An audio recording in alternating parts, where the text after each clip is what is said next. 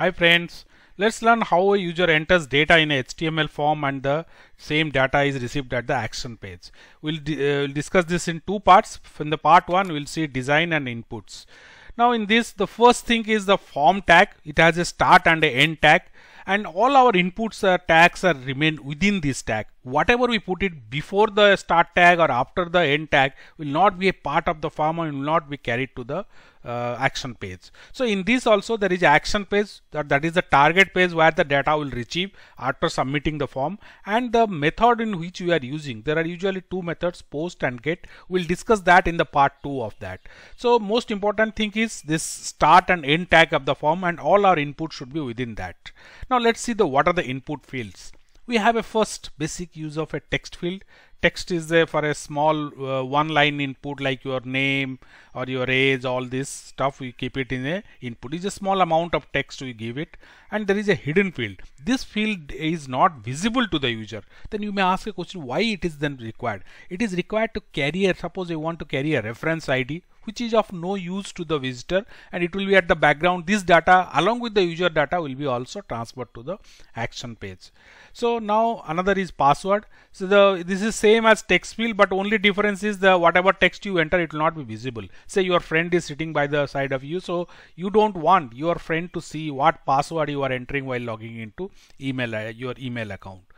So another input is the radio button. This is where the input when the user has to select one of the available choice. You cannot go beyond that.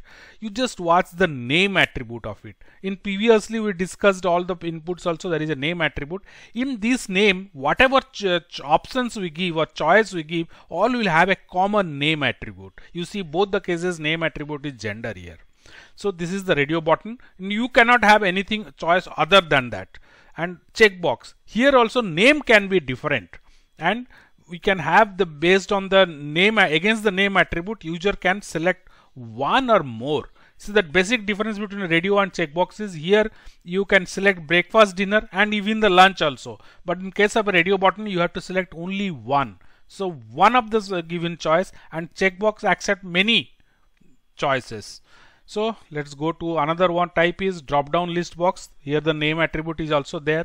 Here also user can select one, or there is a provision also you can select more than one option. Then you may ask, then why I will not go for radio button or checkbox? Why I should go for a drop down list? Now the one advantage of the drop down list is you can give a more options to the user.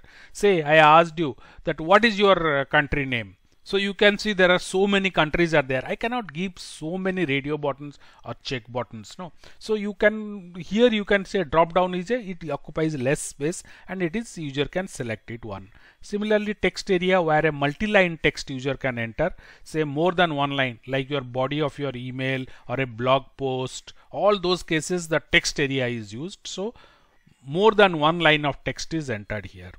Submit button is what the data is this form entry is completed. Now click button, it will carry to the action page.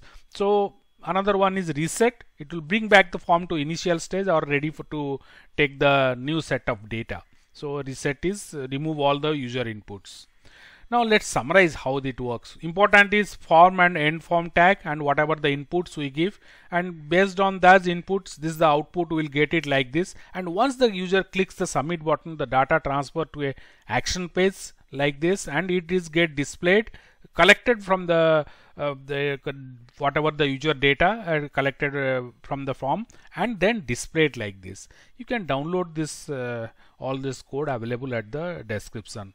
Now just think, when you will use a checkbox and not use a radio button.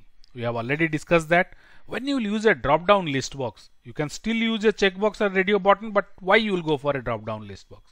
Then just think, for selection of a state name you will use a radio button or a list box.